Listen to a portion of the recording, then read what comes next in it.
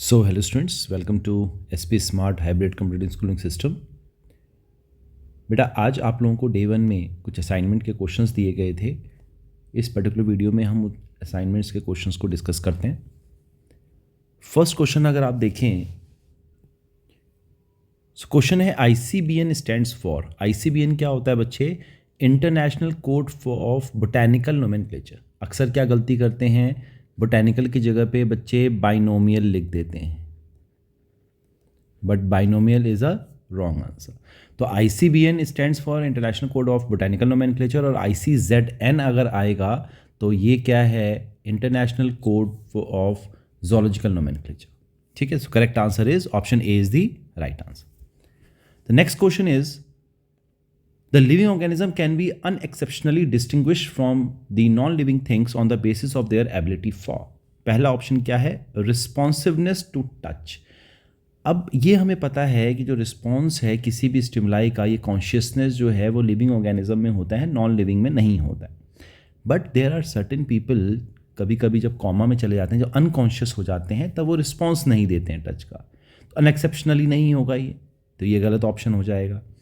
Interaction with environment and progressive evolution, yes, this option is true because जो interaction है, जो living organism है, they can interact with each other, है ना, और उनके अंदर एक progressive evolution होता जाता है जो कि उन्हें distinguish करता है किससे? नॉन लिविंग ऑर्गेनिज्म से।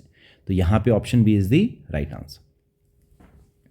नेक्स्ट देखिए, select the correctly written scientific name of mango which was first described by Carolus Linnaeus। तो आपको पता है कि जो साइंटिफिक नेम है वो जेनरिक नेम से बना होता है, स्पेसिफिक एपिथेट से है, इटैलिक्स में होना चाहिए, फर्स्ट लेटर कैपिटल होना चाहिए, सेकंड लेटर जो है स्पीशीज़ का जो लेटर है वो स्मॉल में होना चाहिए, जो ऑथर का नेम है वो एब्रीवेटेड फॉर्म में होगा। तो option number A is the right answer. Next question देखिए, which of the following is against the rule of ICBN। क्या बोल रहा है? Hand written scientific name should be underline, this one is true. Every species should have a generic name and specific epithet, ये भी ठीक है। Scientific names are in Latin and should be italicised, ये भी ठीक ऑप्शन है। Generic and specific name should be written starting with small letters. तो बच्चे आपको पता है कि जो जेनरिक नेम है ये कैपिटल में लिखा जाता है, कैपिटल से स्टार्ट होगा, स्पेसिफिक नेम जो है ये स्मॉल से होगा। तो this is against the rule of ICBN, तो option D is the right answer. Next is nomenclature is governed by certain universal rules, which one of the following is contrary to the rules of nomenclature। तो कौन सा है? The first word in biological name represent the genus name and second is specific epithet, ये ठीक है। The names are written in Latin and italicized, ये भी ठीक है। When written by hand the names are to be underlined, ये भी ठीक है। Biological names can be written in any language, बेटा एनी लैंग्वेज में नहीं होता है, किस में होगा? लैटिन में लिखा जाता है ना। तो option D is the right answer.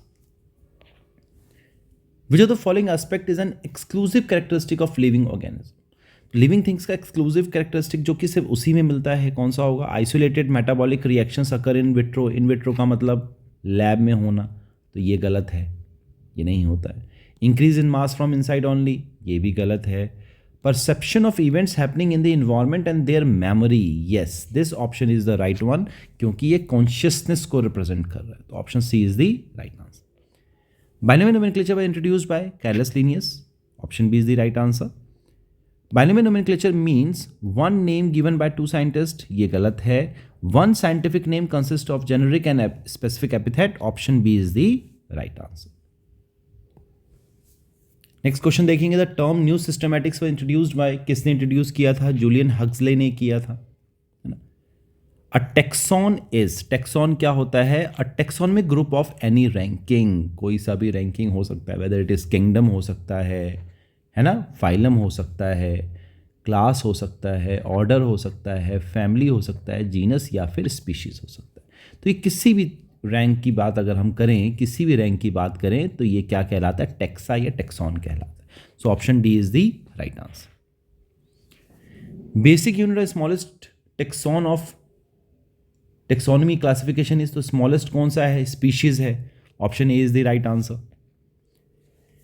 In taxonomic category which hierarchical arrangement in ascending order is correct in case of animals अभी हमने देखा कि सबसे पहले जो होगा किंगडम आएगा, फिर फाइलम आएगा, फिर class, order, family, genus and species. तो option D is the right answer. Species are considered as क्या होता है, लोएस्ट यूनिट ऑफ क्लासिफिकेशन होता है। Option C is the right answer.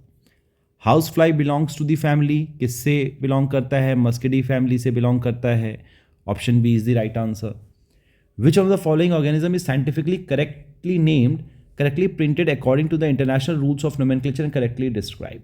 तो पहला क्या दिया गया है, मस्का डोमेस्टिका में दिया गया है कॉमन हाउस लिजर्ड। लिजर्ड नहीं होता है बच्चे, it is a house fly. ठीक है, रेप्टाइल नहीं है ये, है ना। ये क्या है, ये मस्का डोमेस्टिका आर्थ्रोपोडा में आएगा, इंसेक्टा में आएगा, तो ये गलत है। Plasmodium falciparum protozoan pathogen causing the most serious type of malaria, yes this statement is true. Option B is the right answer. Felis tigris जो है ये गलत होगा, नॉट प्रोटेक्टेड इन गिर फॉरेस्ट में इसको नहीं किया जाता है, फेलिस टिग्रिस को लायन को किया जाता है।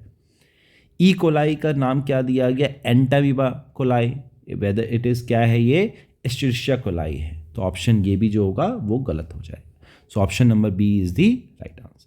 तो ये बच्चे आपके कुछ जो भी क्वेश्चंस हमने डिस्कस किए हैं ये उनके सॉल्यूशंस हैं। आई होप आप लोगों को अच्छे से क्लियर हो गया होगा। डेली जो भी असाइनमेंट के क्वेश्चंस मिलें उसको टाइमली करके और सेंड करेंगे। So God bless you all, take care, thank you.